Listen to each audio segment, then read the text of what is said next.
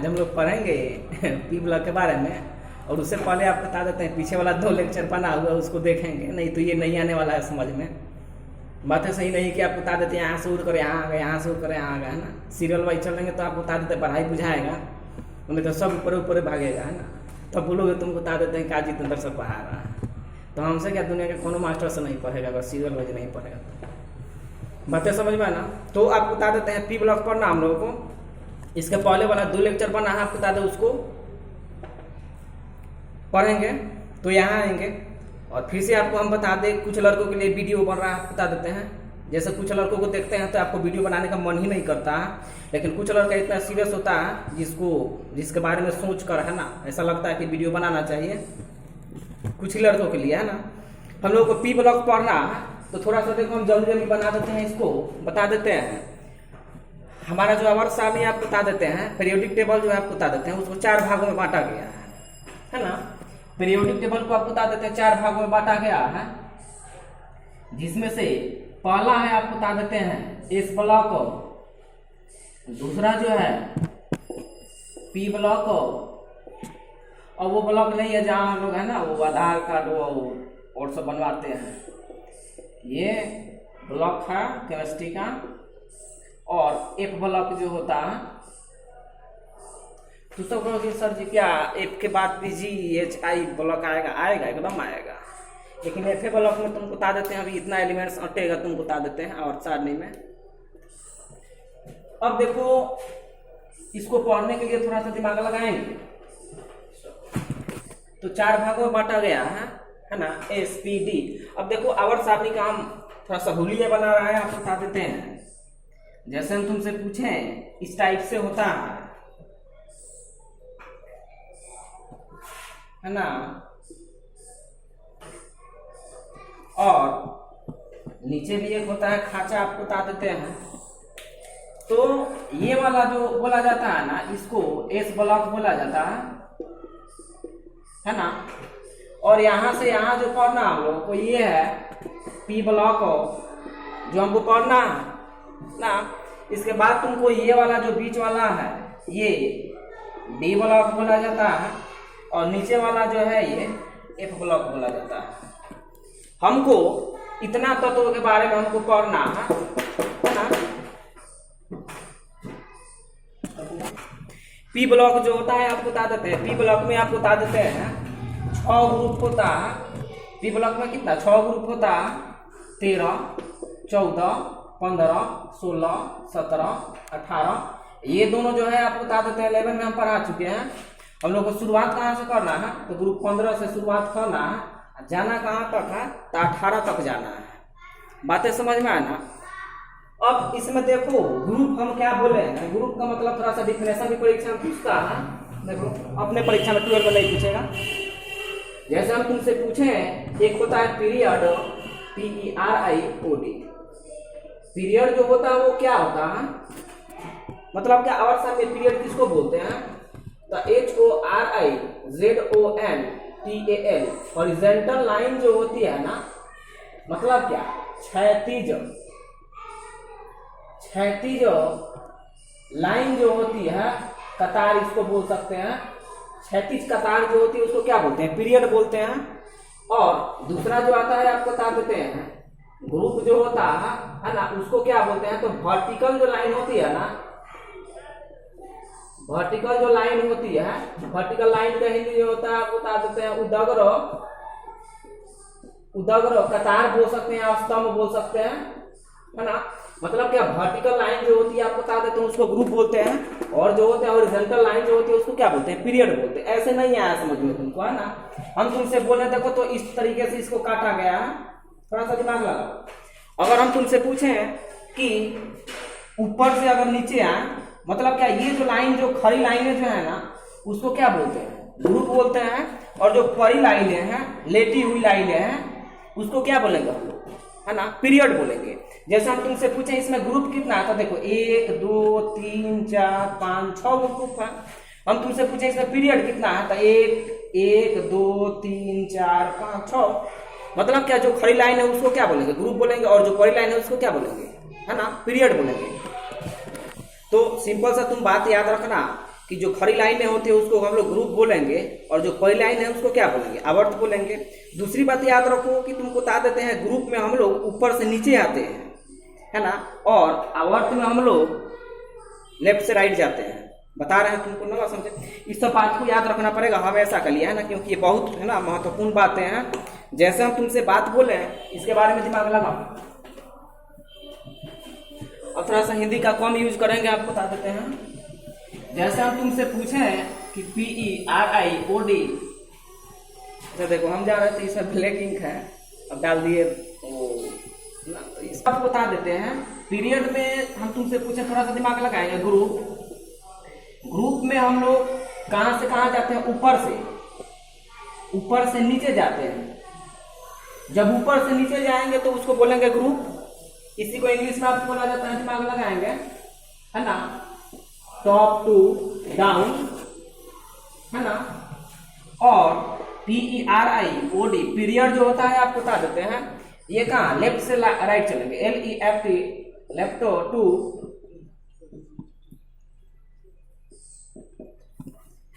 अब हम तुमसे पूछे पीरियोडिक टेबल में केवल P ब्लॉक पढ़ना है, तो P ब्लॉक के बारे में थोड़ा सा देखो।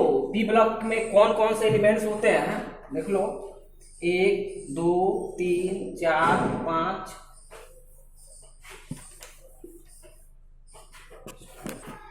हम लोग इसी P ब्लॉक के बारे में हमको पढ़ना है।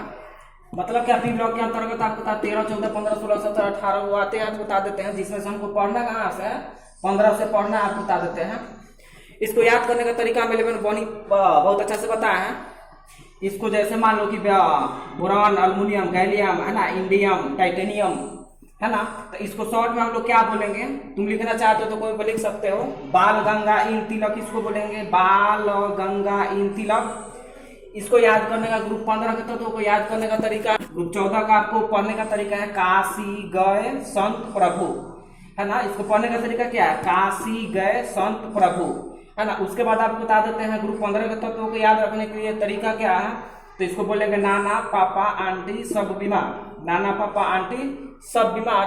और इसको आपको बता देते हैं ओ स से टेपो, ओ से टेपो मतलब क्या, ग्रुप 16 के तत्वों को याद रखेंगे ओ से टेपो, है ना। और तुमको बता देते हैं, इसको तो सभी लोगों को याद, हाइड्रोजन है आपको बता देते हैं ना, क्लोरीन क्लोरीन ब्रोमीन, है ना, ये एक ही तरह के का है ना, ये आपको बता देते हैं। ये सब निष्क्रिय गैस है आपको बता देते हैं। इसको बोल सकते हैं ने, अरे, कर, एक्सरन, ऐसे भी बोल सकते हैं आप। अभी हम नहीं बोल रहे कि ऐसे ही याद रखो, तुमको जिस तरीके से याद रखना है याद रखो। अब परीक्षा में तुमको आएगा कि ग्रुप 15 के तत्वों का नाम लिखे, तो ऐसा ना बोलेंगे कि नाना पापा आंटी सब बीमार, है ना। मतलब कि अब देखो इसके बारे में हमको पढ़ना है, तो देखो अगर हम तुमसे बोले, दिमाग लगाओ, कि boron aluminium gallium, boron aluminium gallium, boron aluminium gallium, ऐसे अगर हम बोले तो हम तुमसे पूछे कि ये हम लोग ग्रुप में जा रहे हैं कि पीरियड में जा रहे हैं, तो देखो तो बोरान अल्युमिनियम गैलियम, तो देखो तो हम ऊपर से नीचे आ रहे हैं, तो ऊपर से नीचे आ रहे हैं तो ये किस में जा रहे हैं, ग्रुप में जा रहे हैं। और वही बात हम तुमसे पूछे, ऐसे कहें कि boron carbon nitrogen, boron carbon nitrogen, तो हम लोग किस में जा रहे हैं, पीरियड में जा रहे हैं। देखो लेफ्ट से राइट में जा रहे हैं हम लोग, लेफ्ट से राइट में जा रहे हैं। तो सीधा से याद रखना, जब ऊपर से नीचे जाएंगे आपको बता देते ग्रुप में जाएंगे, और लेफ्ट टू राइट जाएंगे तो उसको क्या बोलेंगे, है ना, पीरियड बोलेंगे। अब हम लोग चैप्टर का नाम लिखते हैं। मतलब क्या, इसके पहले जो 2 वीडियो बना वो पूरा P ब्लॉक के लिए है, लेकिन अब जो हम लोग पढ़ने जा रहे हैं ये डायरेक्ट, है ना, पार्टिकुलर आपको बता देते हैं कि हम लोग चैप्टर पर जा रहे हैं, आपको बता दें ग्रुप 15 के तत्व, है ना।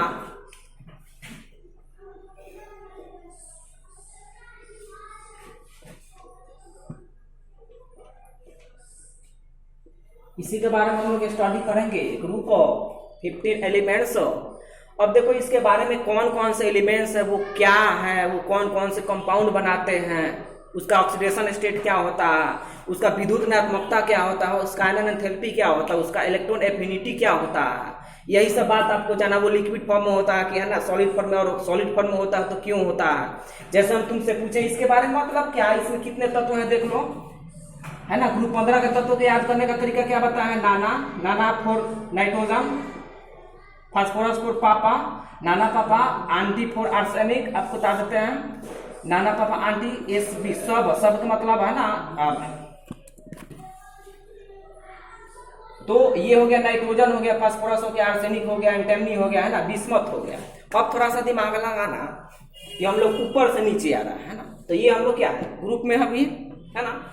इसमें से देखो कि ये दोनों जो तत्व होते हैं, ये सब दिमाग में लगाना पड़ेगा, है ना, बहुत अच्छा चीज है। ये दोनों जो तत्व होते हैं, ये जो होते हैं अधातु होते हैं, है ना। ये क्या होते हैं, नॉन मेटल होते हैं, है ना। ये जो होते हैं आपको बता देते हैं उपधातु होते हैं। खूब परीक्षा में पूछा गया, आपको बता देते हैं। मेटल आया भैया, ये परीक्षा में आपको बहुत सारा पूछा गया है ना। कह देगा निम्न में कौन उपधातु है, ये ऑप्शन दे देगा, याद रखना पड़ेगा। ये जो आपको बता देते हैं, ये जो है ये धातु बन जाता है ना। मतलब क्या कि ग्रुप 15 के तत्वों में आपको बता देते हैं, ग्रुप 15 के तत्वों में पहला जो है नाइट्रोजन फास्फोरस जो है आपको क्या और धातु है। दो तत्व आपको बता देते हैं आर्सेनिक और एंटीमनी जो धातु है, और बिस्मथ आपको क्या हो जाता है, धातु हो जाता है। थोड़ा सा दिमाग लगाओ तो ग्रुप में हम जब ऊपर से नीचे आ रहे हैं तो देखो, तो पहले अधातु था, उसके बाद उपधातु हुआ। उपधातु का मतलब उसमें थोड़ा सा और गुण आ गया धातु का, नीचे पता चला कि सब धातु हो गया। इससे तुमको क्या शिक्षा मिला, शिक्षा ये मिला है कि जब ग्रुप से है ना, ग्रुप में जब ऊपर से नीचे जाते हैं तो तत्व का धात्विक गुण क्या हो जाता है, बढ़ते जाता है। ये भी पॉइंट लिखने वाला ना। एक बात बता दे तुमको कि तुम पढ़ रहे हो तो तुमको बता देते हैं कि कॉपी किताब लो और तुमको बता है ना कलम लो और एक एक बात को नोट करो। जैसे हम अभी बोले तुमको बताते हैं ग्रुप में ऊपर से नीचे आने पर है ना धात्विक गुण बढ़ता है, ये भी परीक्षा में पूछता है, याद रखेंगे ना। अब देखो, अब हम तुमसे पूछें कि नाइट्रोजन का आपको बता देते हैं अपर रूप जिसको बोला जाता है एलोट्रॉप।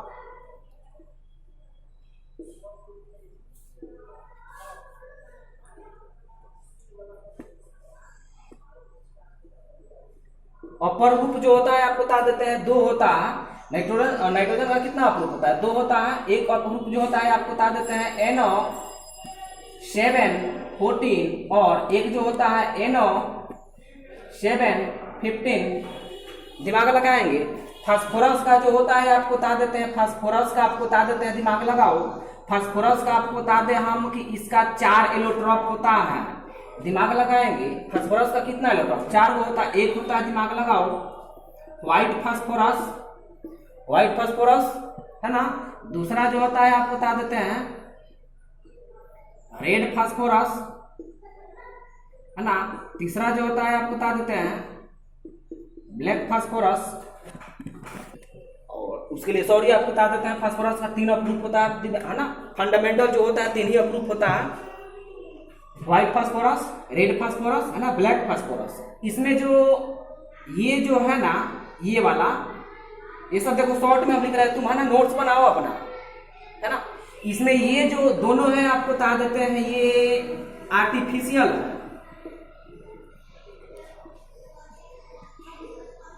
आर्टिफिशियल मतलब क्या, इसको बनाया जाता है ना, इसको बनाया जाता है। लेकिन जो ये व्हाइट फास्फोरस है ना, ये नेचुरली होता है। मतलब क्या, ये प्रकृति में पाया जाता है व्हाइट फास्फोरस। बात समझ रहे हो ना। अगर तुमसे कोई पूछे, अब क्वेश्चन आ गया, तुम बता देता है कि सर जी अगर कोई हमसे पूछे कि व्हाइट फास्फोरस का ना, अब थोड़ा सा एक और बात याद रखो। अब देखो कि यहाँ जो नाइट्रोजन जो होता है वो गैस के रूप में होता है ना। अब हम तुमको बताए हैं 9 क्लास से तुमको बताते आ रहे हैं कि दुनिया में कोई भी अगर है ना तत्व है, एटम अगर गैस के फॉर्म में है तो वह डाइएटॉमिक बनाता है। मतलब क्या, गैसें जो होती है क्या होती है, डाइएटॉमिक बनाती है, आपको बता देते हैं। तो नाइट्रोजन यहाँ क्या है, गैस है। फास्फोरस यहाँ क्या है, सॉलिड, याद रखना पड़ेगा। ये ठोस होता है, सॉलिड होता है। और नाइट्रोजन जो फास्फोरस जो होता है आपको यह किस फॉर्म में होता है, तो नाइट्रोजन जो होता है P4 के फॉर्म में होता है। मतलब तुमसे कोई पूछेगा कि फास्फोरस के एक अणु में कितने परमाणु, तो फास्फोरस के एक अणु में 4 परमाणु होते हैं। इस सब बात को तुम इग्नोर मत करो, तुम बता देते हैं ना, एक एक बात को है ना नोट करना पड़ेगा। देखो हम एक लाइन में तुमको बता दें, एक बोर्ड में तुमको बता दें इसका टोटल ना जितना इंट्रोडक्शन उतना बता दें, आपको बता दें क्या बताएं। देखो ध्यान से, नाइट्रोजन फास्फोरस आपको बता देते हैं ना, इसका आपको 2 एलोट्रॉप हो गया, इसका 3 हो गया, जो लिख दिए हैं। इसमें से जो ऊपर जो है आपको बताते हैं नेचुरल होता है, मतलब क्या कि प्रकृति में पाया जाता है। लेकिन इसको हम लोग क्या आर्टिफिशियल मतलब इसको बनाते हैं, रेड और इसको ब्लैक को बात है, समझ पाए ना। इसका भी होता है दिमाग लगा, इसका नहीं पूछता है, ये हमारे लिए ये पढ़ना भी आप बता देते हैं। दूसरा हम तुमसे पूछे हैं कि नाइट्रोजन जो होता है गैस के फॉर्म में होता है, और गैस जो होता है मतलब क्या, N2 डाइएटॉमिक होता है। उसके बाद तुमसे पूछे कि फास्फोरस क्या है, ठोस है, मतलब नीचे जितना आएंगे वो सब क्या हो जाएगा, ठोस हो जाएगा, तुमको बता देते हैं ना। फास्फोरस जो है ठोस है, लेकिन फास्फोरस किस रूप में पाया जाता है, तो फास्फोरस आपको बता देते हैं कि P4 के रूप में पाया जाता है। अब तुमसे कोई क्वेश्चन पूछ दे, देखो डायरेक्ट है ना, कोई पूछेगा तुमको बता देते हैं कि फास्फोरस है ना किस रूप में पाया जाता है, तो बोलेंगे P4 के रूप में। बहुत बड़ा डिस्कशन इसके बारे में करेंगे। दूसरा तुमसे कोई पूछेगा कि व्हाइट फास्फोरस का फॉर्मूला क्या होता है, जैसे है ना श्वेत है ना फास्फोरस, अभी तक नाम जानते हैं हम लोग है ना, उसका फॉर्मूला क्या होता है, तो उसका भी फॉर्मूला आपको बता देते हैं क्या होता है, P4 ही होता है ना। उसके बाद तुमको बता देते हैं कि है ना ब्लैक फास्फोरस का आपको फॉर्मूला क्या होगा, तो P4 ही होगा। उसके बाद तुमसे पूछे हैं कि रेड फास्फोरस का आपको फॉर्मूला क्या होगा, तो वो भी क्या होगा, P4 ही होगा। उसके बाद सिंदूरी फास्फोरस, बहुत सारा फास्फोरस होता है आपको बताते हैं, लेकिन 3 को आपको ये मेन है, फंडामेंटल है। अब तुमको बता देते हैं, ये सारी बातें आपको नोट करना पड़ेगा, वीडियो पॉज कर लेना, तुमको बता देते हैं, इतना टाइम नहीं है आपके लिए है ना, रुके आप बता देते हैं।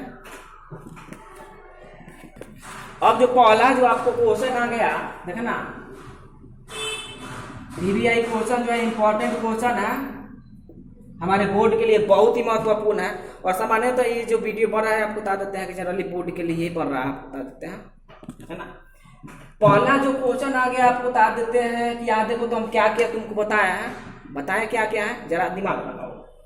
कि नाइट्रोजन N2 के रूप में होता है, जबकि फास्फोरस P4 के रूप में होता है। बातें समझ में आ रही ना। अब यही पूछ देता है क्यों, है ना, परीक्षा में पूछता है कि nitrogen is diatomic but phosphorus is tetratomic, why. मतलब बहुत ही अच्छा क्वेश्चन है, तुमको बता देते हैं। तो इसका सिंपल सा याद रखना बात, सिंपल बात याद रखना, परीक्षा में खूब पूछा जा चुका है, आपको बता देते हैं। नाइट्रोजन जो होता है आपको बता देते हैं कि N2 के रूप में होता है या गैस होता है, क्योंकि इसमें पी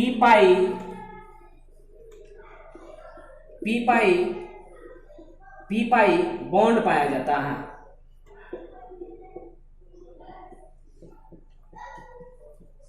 ये बहुत महत्वपूर्ण है, ये तुमको बता देते हैं कि कंपटीशन में भी पूछा जा चुका है, आपको बता देते हैं कि नाइट्रोजन अणु में कौन सा बॉन्ड पाया जाता है, तो पी पाई। और इसी अब ये पी पाई कहाँ से आया, तो ये 11 से आया, आपको बता देते हैं ना।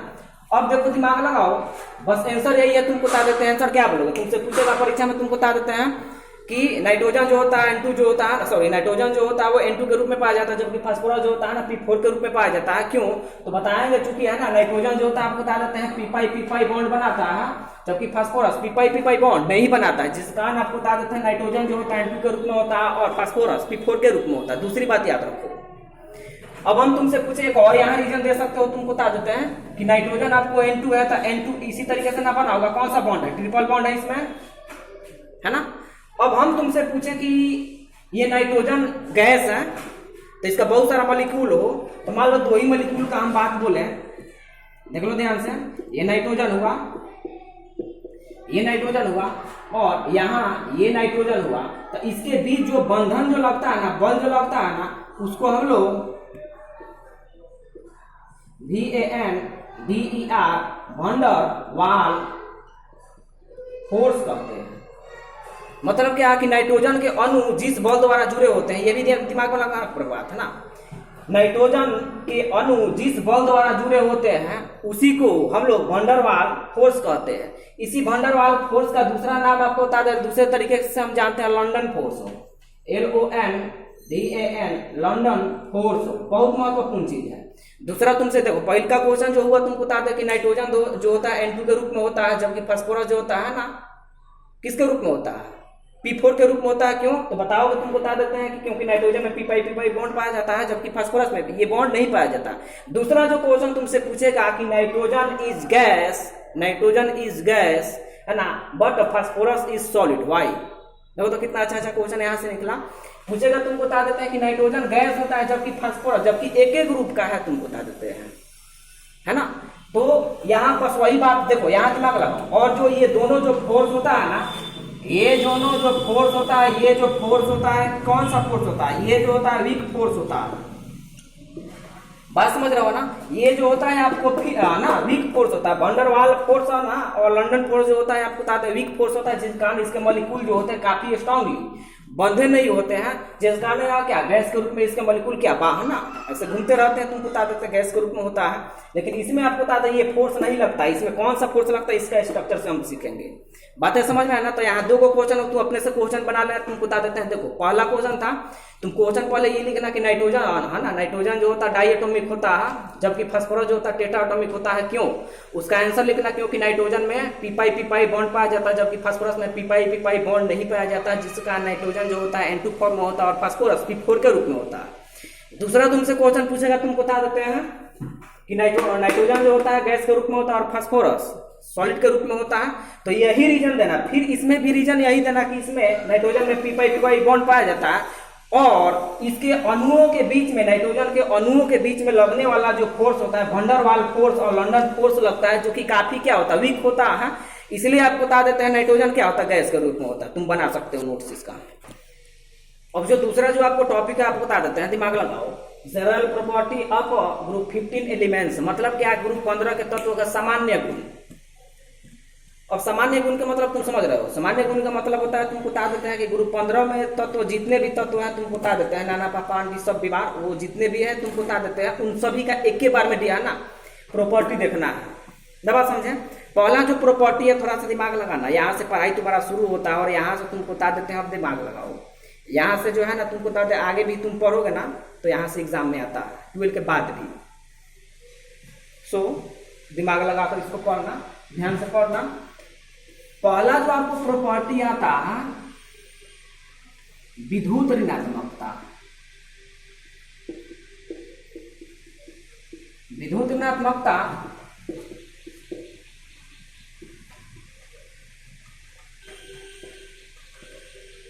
इलेक्ट्रोनिगेटिविटी। दिमाग लगाओ तो विद्युत ऋणात्मकता। हम तुमसे पूछे, दिमाग लगाओ। नाइट्रोजन आना पापा आंटी सबो दिमाग। मतलब क्या?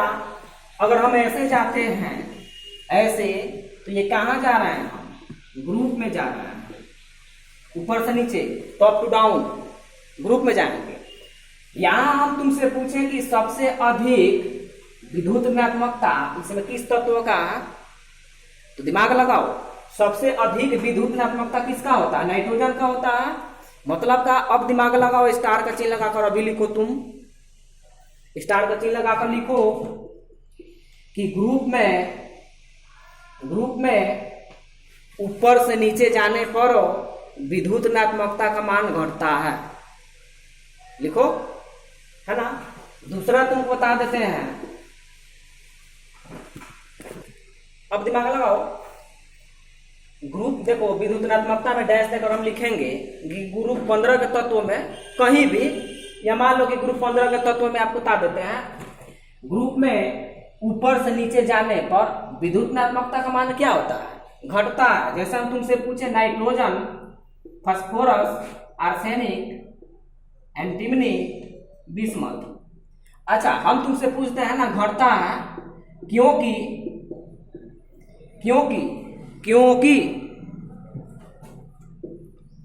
ऊपर से नीचे जाने पर परमाणु संख्या बढ़ने के साथ साथ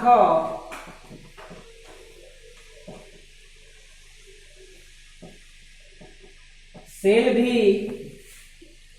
स्टॉप किया चलो ऐसे बोले ना तो उसी टाइम में ऐसे। अब जैसे हम तुमसे बात बोले, देखो ये एक डिफिनेशन तुम याद रखोगे तो ये डिफिनेशन तुमको बता देते हैं। ग्रुप 15 के लिए तो होगा ही, ग्रुप 16 के लिए भी होगा यही, 17 के लिए यही होगा, 18 के लिए भी यही होगा और 13-14 के लिए ये भी यही होगा, है ना। मतलब क्या? अब देखो तुमसे मतलब कोई पूछेगा, हम तो तुमको बता दिए कि जब ग्रुप में ऊपर से नीचे जाते हैं तो विद्युत ऋणात्मकता का मान क्या होता है? घटता है। अब तुमसे कोई पूछ दिया क्यों घटेगा, तो तुम बोलोगे, तुमको बता देते हैं, है ना, कि ग्रुप में ऊपर से नीचे जाने पर विद्युत ऋणात्मकता का मान घटता है क्योंकि ऊपर से नीचे जाने पर परमाणु संख्या क्या होता है, बढ़ता है। अब परमाणु संख्या जब बढ़ता है तो सेल की संख्या भी क्या हो जाता है, बढ़ता है। तुम बता देते हैं ऐसे। तो नाभिक से इसकी दूरी क्या हो जाती है, बढ़ जाती है। अब नाभिक द्वारा इस पर क्या फोर्स जो होता है बहुत कम लगता है, जिससे इलेक्ट्रॉन की खींचने की प्रवृत्ति क्या हो जाती है, कम हो जाती है। तो चलो देखो हम बता रहे हैं कैसे होता है। जैसे हम तुमसे पूछे हैं nitrogen, phosphorus, arsenic, bismuth,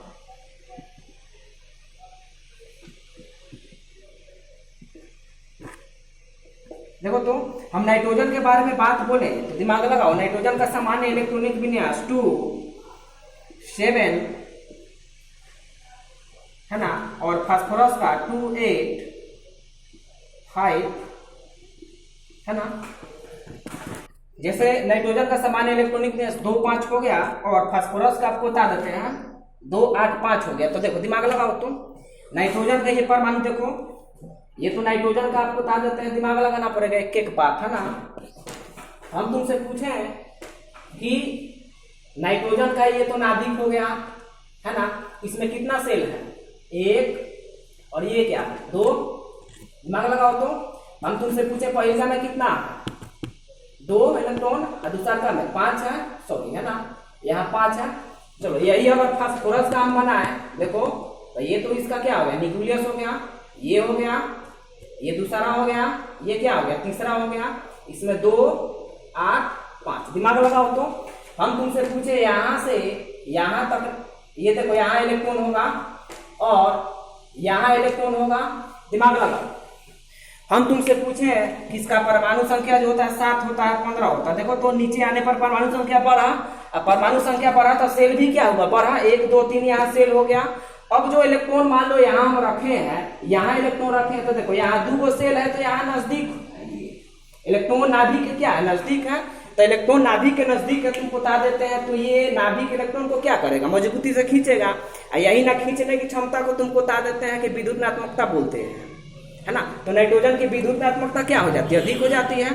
phosphorus में तुम बता देते हैं कि विद्युतनात्मकता तुम बता देते हैं कम क्यों होती है, क्योंकि आप बता देते हैं नाइट्रोजन की अपेक्षा इसमें से परमाणु संख्या अधिक होता है। परमाणु संख्या अधिक होने के कारण तुम बता देते हैं इसमें 3 सेल होते हैं है ना, जो कि नाभिक से है ना इलेक्ट्रॉन की दूरी जो होती है काफी बढ़ जाती है ना, जिससे यह इलेक्ट्रॉन की है ना खींचने की क्षमता क्या हो जाती है, कम हो जाती है, जिस कारण इसका विद्युतनात्मकता क्या हो जाता है, घट जाता है। उसी प्रकार तुम बता देते हैं ना आर्सेनिक का बताओगे तो है ना, तो इसमें तुम्हारा 4 गो सेल बन जाएगा, तुम बता देते 5 गो बन जाएगा बिस्मथ में है ना, एंटीमनी में है ना, ऐसे बढ़ते बढ़ते जाएगा, तुम बता देते तो नाभिक से उसकी दूरी क्या हो जाएगी, घट जाएगी, जिससे इलेक्ट्रॉन को खींचने की क्षमता क्या हो जाती है, कम हो जाती है। इसलिए विद्युतनात्मकता का मान क्या हो जाता है, घट जाता है।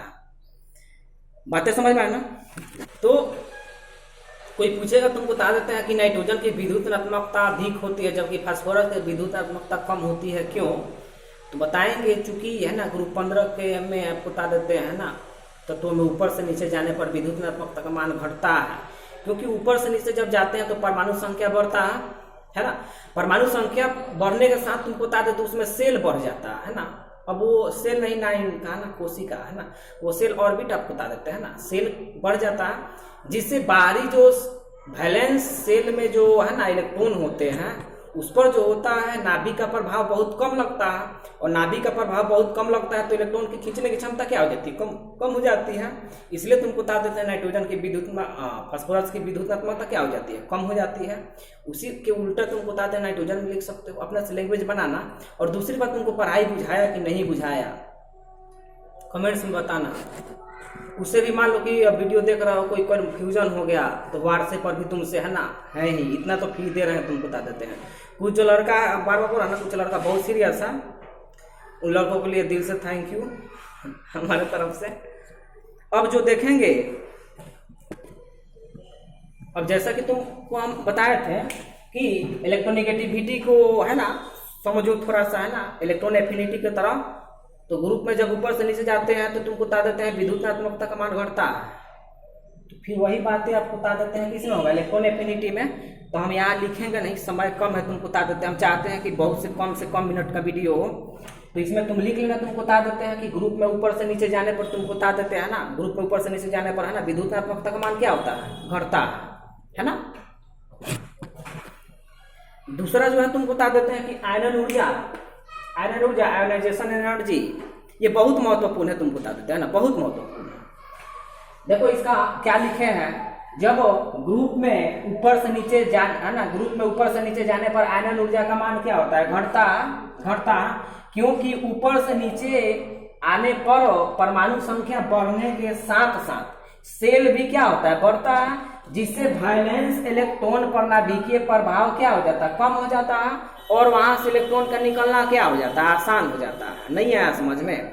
यहाँ एक क्वेश्चन तुम्हारा आ जाता है वैलेंस सेल, तो देख लो क्या होता है। जैसे हम तुमसे पूछे नाइट्रोजन के बारे में, तो 7 होता है, एक इसका इलेक्ट्रॉनिक कॉन्फ़िगरेशन जो होता है 2,5 होता है। यहाँ फास्फोरस का लिख देते हैं, एटॉमिक नंबर 15 होता है, इसका 2, 8, 5 होता है। अब हम तुमसे पूछे कि इसमें देखो तो ये इसका नाभिक हो गया, ये पहला सेल हो गया, ये दूसरा सेल हो गया, इसमें 2 इलेक्ट्रॉन, इसमें 8 इलेक्ट्रॉन, है ना, सॉरी 5 इलेक्ट्रॉन। यहाँ तुमसे पूछे ये तुम्हारा नाभिक हो गया, पहला सेल, दूसरा सेल, तीसरा सेल, 2, 8, 5, ये इसी को बोलते हैं वैलेंस इलेक्ट्रॉन।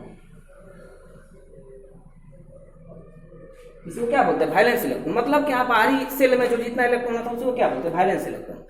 अब हम तुमसे पूछे, तुम अपने दिमाग से बताओ, है ना, वीडियो पॉज करना तुमको बता देते हैं, और हम जितना बोल रहे हैं उतना काम कर रहे हैं ना। वीडियो पॉज करके तुम सोचो दोनों में से किसका आयनन ऊर्जा अधिक है। पॉज करो, तुम्हें से बोल रहे हैं, पॉज करो, है ना। अब सोच कर तुम बताना इसमें, है ना, कि दोनों में से किसका आयनन ऊर्जा अधिक है ना।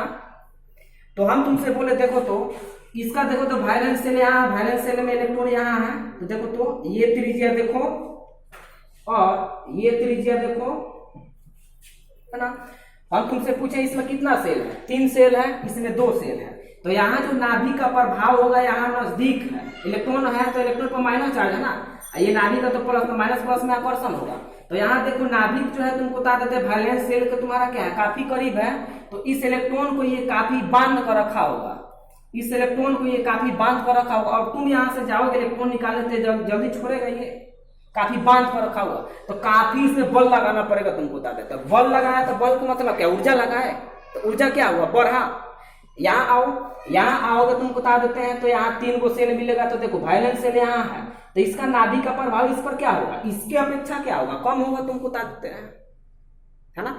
जब कम होगा तुमको बता देते थे, यहाँ से जाओगे तुमको बता देते हैं ना, इलेक्ट्रॉन निकालना है, तो इसके अपेक्षा यहाँ से इलेक्ट्रॉन क्या हो जाएगा, काफी आसानी से निकल जाएगा, क्योंकि यहाँ वैलेंस सेल जो है आपको बता देते हैं ना, तीसरे सेल में आपको बता देते हैं ना, वैलेंस इलेक्ट्रॉन जो है आपको बता देते हैं तीसरे सेल में है, यहाँ दूसरा सेल में है, तो दूसरा सेल में आपको बता देते हैं, तो यहाँ नाभिकीय प्रभाव क्या होता है, अधिक होता है, तो इलेक्ट्रॉन का निकलना क्या होता है, टॉप होता है। यहाँ नाभिकीय प्रभाव इस पर वैलेंस इलेक्ट्रॉन पर क्या होता है, कम होता है, जिसके आपको बता देते हैं ना, यहाँ से इलेक्ट्रॉन का निकलना क्या हो जाता है, ईजी हो जाता है। तो ईजी का मतलब यहाँ कम एनर्जी लगाए हैं, तो कम एनर्जी का मतलब क्या, आयनन ऊर्जा कम लगाए हैं। इसका कहने का मतलब ये है कि ग्रुप में जब ऊपर से नीचे जाते हैं तो आयनन ऊर्जा का मान क्या हो जाता है, कम हो जाता है।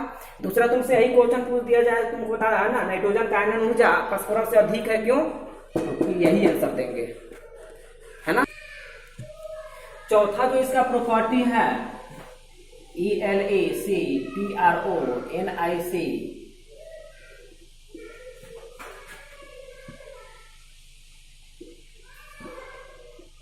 इलेक्ट्रॉनिक कॉन्फ़िगरेशन, है ना।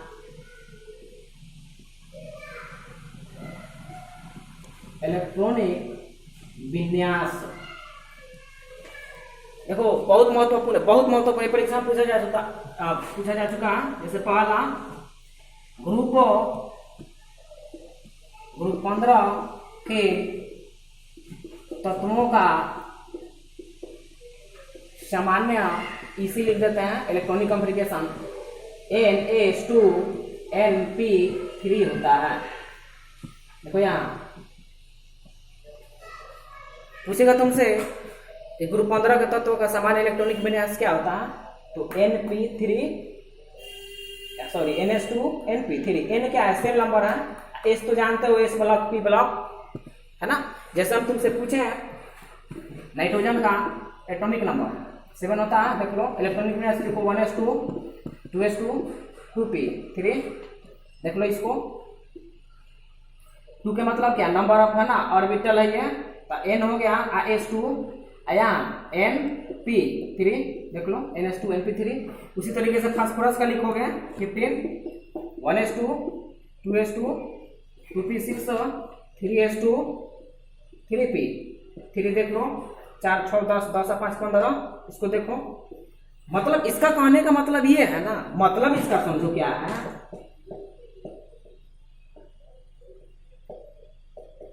इसका कहने का मतलब ये है कि नाइट्रोजन का इलेक्ट्रॉनिक विन्यास लिखोगे ना तो लास्ट इलेक्ट्रॉन जो है P में भरेगा और S में भरेगा। उसी तरीके से देखो फास्फोरस का हम लिखे हैं तो इसका लास्ट इलेक्ट्रॉन तुमको बता देते हैं P में भरा S में भरा। उसी तरीके से आर्सेनिक का लिखोगे ना वो भी P में भरेगा S में भरेगा, इसका भी इसका भी।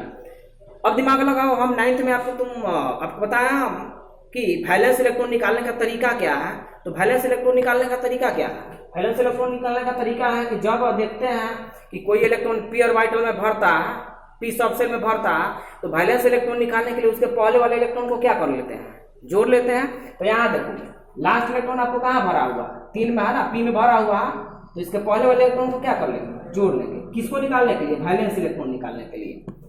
बातें समझ में आया ना? तो देखो इस इलेक्ट्रॉनिक कॉम्प्लिकेशन से शिक्षा क्या मिलती है, क्या क्या इससे समझ में आता है, पहला बात समझो।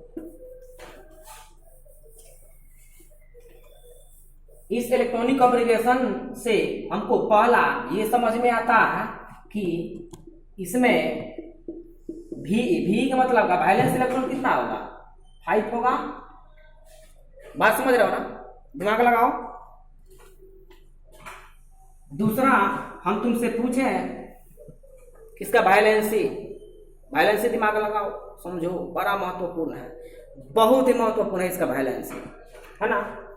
हम तुमसे पूछे नाइट्रोजन का, देख लो 7 1s2 2s2 2p3, यहां देखो। तो उसके बाद मान लो कि फास्फोरस का हम लिख देते हैं 15 का 1s2 2s2 2p6 3s2 3p3। इसके बारे में समझो, इसके बारे में समझो।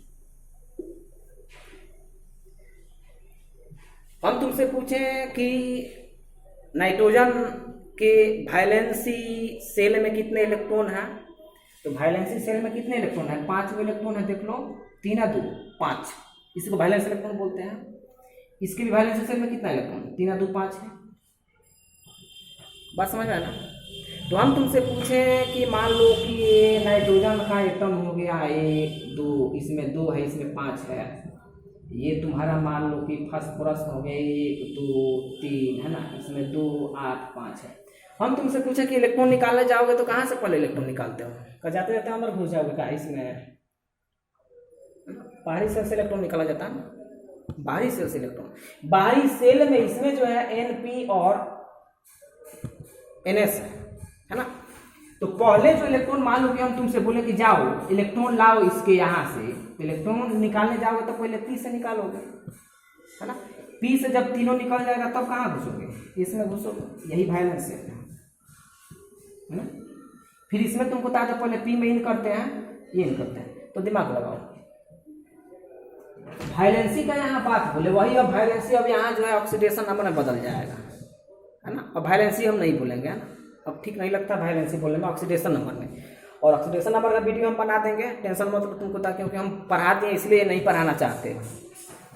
अब हम तुमसे बोले यहाँ कि ऑक्सीडेशन नंबर देखो, ऑक्सीडेशन नंबर क्या, तो वही बात है, जितना इलेक्ट्रॉन को लेता है देता है आपको बता देते हैं। तो लेने के लिए आपको माइनस हो जाता है, देने के लिए प्लस हो जाता है। तो हम तुमसे पूछे यहाँ नाइट्रोजन जो है तुमको बता देते हैं अपने बाहरी सेल से 3 जब इलेक्ट्रॉन देखो तो लिया, मान लो कि यहाँ इसके पास वैलेंस इलेक्ट्रॉन कितना है, 5 है। तो अपना ऑक्टेट पूरा करने के लिए आप कितना इलेक्ट्रॉन लेगा, 3 इलेक्ट्रॉन लेगा, है ना। तो 5 और 3 क्या हो जाएगा, 8 हो जाएगा, तुम बता देते हैं। तो इसका ऑक्सीडेशन नंबर आपको कितना हो जाता है, -3। ये भी कभी कभी हो जाए, तुमको बता देते हैं कि नाइट्रोजन अपना 3 को इलेक्ट्रॉन दे दे, है ना। तो दे दे तो तुमको बता देते हैं क्या हो जाएगा, +3। तो दूसरा यहाँ जो कंक्लूजन जो निकलता है तुमको बता देते हैं, ग्रुप 15 के तत्वों का ऑक्सीडेशन नंबर -3 से +5 तक होती है। बहुत महत्वपूर्ण चीज है। तो देखो इलेक्ट्रॉनिक कॉन्फ़िगरेशन से हम लोगों को पहला ये निकला कंक्लूजन, दूसरा ये निकला, तीसरा जो कंक्लूजन आपको निकलेगा है ना कि देखो जैसे हम तुमसे पूछे कि नाइट्रोजन किस ब्लॉक का तत्व है। ब्लॉक कितने प्रकार के? 4 प्रकार के होते हैं ना, SPDF है ना। उसमें से मान लो तुमसे कोनो तत्व कोई उठाकर पूछ दिया कि नाइट्रोजन किस ब्लॉक का है, तो अभी तो तुम रटे हो नाना पापा आंटी सब बीमार है ना, ग्रुप 15 का है। मान लो इत्तेफाक से अगर नहीं रटे हो, तुमसे डायरेक्ट कोई पूछ दिया कि बताइए कि नाइट्रोजन किस ब्लॉक का तत्व है, तो कैसे पता चलेगा? इलेक्ट्रॉनिक कॉन्फ़िगरेशन से इसका लिखेंगे 1s2 2s2 2p 3, देख लो 4 3 7, नाइट्रोजन का एटॉमिक नंबर 7 होता है।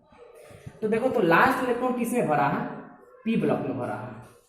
लास्ट इलेक्ट्रॉन p सबसेल में भरा है, इसलिए यह किस ब्लॉक का एलिमेंट्स है? p ब्लॉक का एलिमेंट्स है ना। दूसरा बात हम तुमसे पूछे फास्फोरस के बारे में।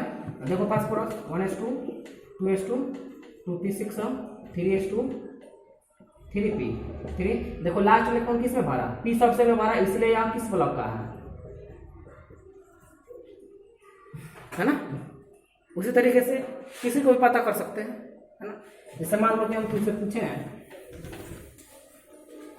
कि सोडियम किस ब्लॉक का तत्व है, तो 11 होता है ना एटॉमिक नंबर, तो 1s2 2s2 2p6 3s1, देखो 4 6 10 11 किस ब्लॉक में भरा?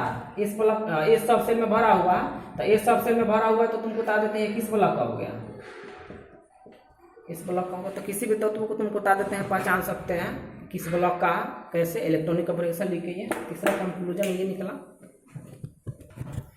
उसके बाद जो पांचवा आपको प्रॉपर्टी, जनरल प्रॉपर्टी आपका ग्रुप 15 का जो है ऑक्सीडेशन स्टेट है, ऑक्सीकरण अवस्था है। हम तुमको बता दें यहाँ से 100%, देखो 100% तो नहीं बोलेंगे क्योंकि बेवकूफ़ी होगी, लेकिन 90% गारंटी देते हैं कि यहाँ से क्वेश्चन तुम्हारा फिक्स है आना। 90% का गारंटी ले रहा है, यहाँ से फिक्स है क्वेश्चन ऑक्सीकरण अवस्था, इसलिए तुमको बता देते हैं, इसको इम्पोर्टेंट कर लेना। ये क्या कहता है, तो इसके बारे में हम इसके पीछे क्या बताए हैं कि इसका ऑक्सीडेशन स्टेट -3 से +5 तक होता है। -3 से +5 का मतलब क्या समझ रहे हो? -3 से +5 का मतलब होता है -3 -2 -1 है ना, +1 +2 +3 +4 +5, इसी को बोलते हैं ऑक्सीडेशन। जरा याद होगा तो इसके पिछले लेक्चर में वैलेंसी का बात बोला था, वैलेंसी फिक्स होता है लेकिन ऑक्सीडेशन नंबर बहुत हो सकता है। नाइट्रोजन का वैलेंसी फिक्स है कि -3 होगा, लेकिन वैलेंस इलेक्ट्रॉन ऑक्सीडेशन नंबर देखो इतना हो सकता है ना। तो इसका कहने का मतलब ये हुआ। अब देखो यहाँ से क्वेश्चन जो है बहुत ही महत्वपूर्ण है ना, आता है, दिमाग लगाना। जैसे हम तुमसे पूछे नाना पापा आंटी सब बीमार, एक ऐसे लोग सब लोग बीमार रहते हैं ना, लॉकडाउन है, लड़का समझता है कि दिन भर सोए, सोने से कुछ नहीं होगा, तुम बता देते हैं। बात समझ ना, बहुत इतनी से टाइम मिला है तुमको पढ़ो, बात नहीं करनी तो ढेर बात बताते तो सबको है ना, दिमाग लगाओ। यहाँ क्वेश्चन जो है बहुत ही महत्वपूर्ण क्वेश्चन आता है, दिमाग लगाना कि नाइट्रोजन जो है, देखो यहाँ स्टार का हम चिन्ह लगा कर लिखते हैं,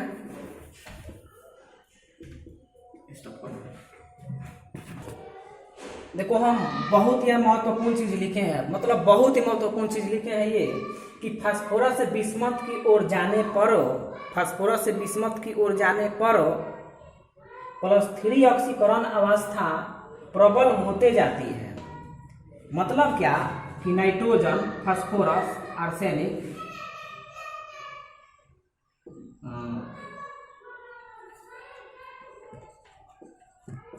देखो नाइट्रोजन से फास्फोरस से है ना बिस्मथ की ओर जाने पर, देखा ना, नाइट्रोजन से बिस्मथ की ओर जाने पर, फास्फोरस से बिस्मथ की ओर जाने पर +3 ऑक्सीकरण अवस्था क्या स्ट्रांग होते जाती है ना, और फास्फोरस से बिस्मथ की ओर जाने पर +5 ऑक्सीकरण अवस्था वीक होते जाता है।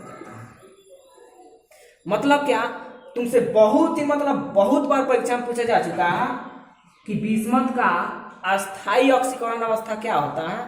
तो बिस्मथ का अस्थायी ऑक्सीकरण अवस्था होता है +3, है ना।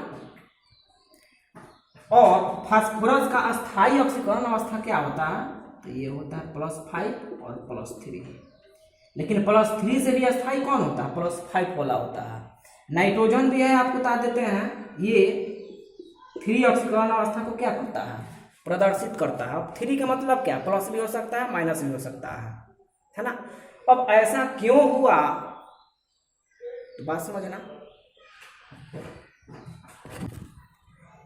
याद रखना है। पहले यहाँ सबसे VVI क्वेश्चन करके लिखना है कि बिस्मथ का अस्थायी, ये स्टार का लगा कर लिखना है, पूछेगा परीक्षा में। बिस्मथ का अस्थायी ऑक्सीकरण अवस्था +3 होता है क्यों, है ना। क्यों नहीं मतलब होता है, उसका क्यों का जवाब आप दे रहे हैं। इसको मिटाएंगे हम।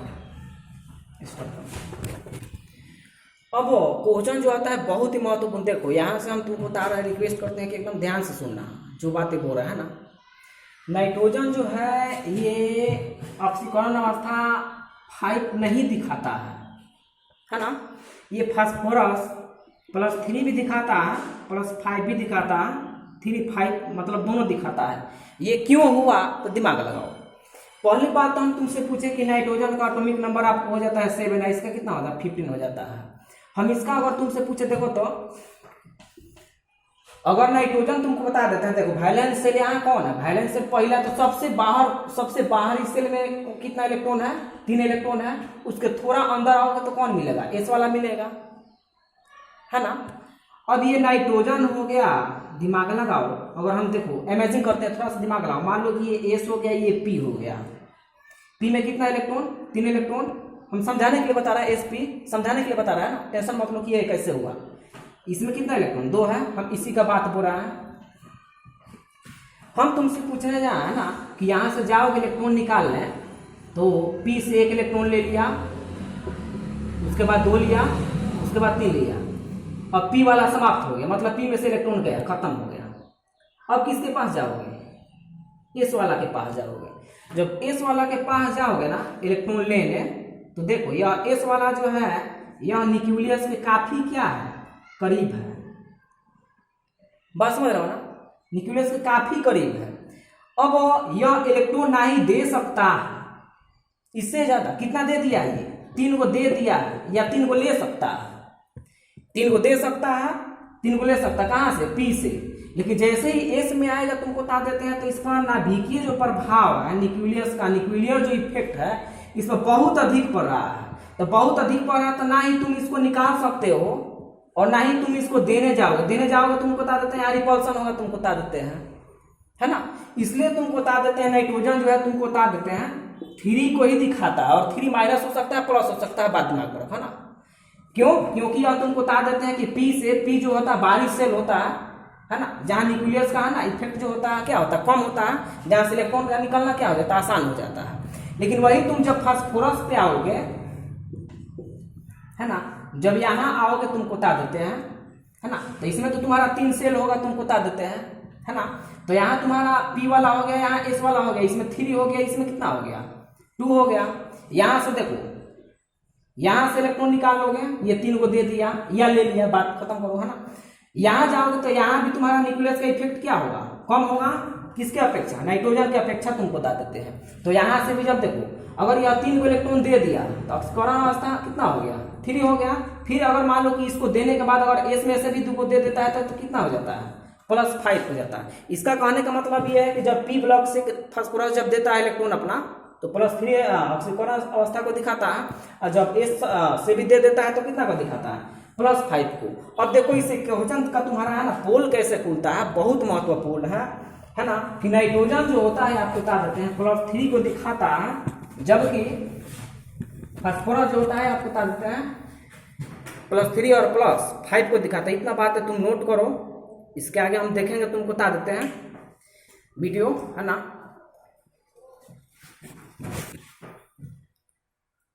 और हम रिक्वेस्ट करते हैं, तुमको बता देते हैं कि वीडियो देख रहे हो, तुमको बता देते हैं। ये कल थोड़ा सा माइंड काम नहीं कर रहा था, बता देते हैं इसलिए, है ना। वीडियो नहीं बन पाया, लेकिन अब कल से मैथ का भी वीडियो बनेगा, आपको बता देते हैं। तो वीडियो देख रहे हो तुमको बता देते हैं, इसका नोट्स इस तरीके से बनाओ, ये हम बार बार बताते हैं जिससे तुमको खुद से समझ में आ जाए, तुमको बता देते हैं ना। यहाँ तो एकदम हम चाहते हैं कि शॉर्ट में शॉर्ट लेकर चले, तुमको बता देते हैं पूरा शॉर्ट लेकर चले, है ना। लेकिन तुम जो कॉपी बनाते हो तुम इतना शॉर्ट मत मारना, तो बाद में तुम ही शॉर्ट हो जाएगा, तुमको बता दें। इतना शॉर्ट लिख देगा तो तुम्ही को नहीं बुझाएगा बाद में क्या लिखे नहीं लिखे, ना। तो यहाँ वीडियो है ना हम बनाए, तुमको बता दें, तू अपने मन से कॉपी बनाना है ना, एकदम सजा सजा कर लिखना, और सभी कॉपी तुमको बता दें लॉकडाउन बाद हम देखेंगे, है ना। जय हिंद, जय भारत।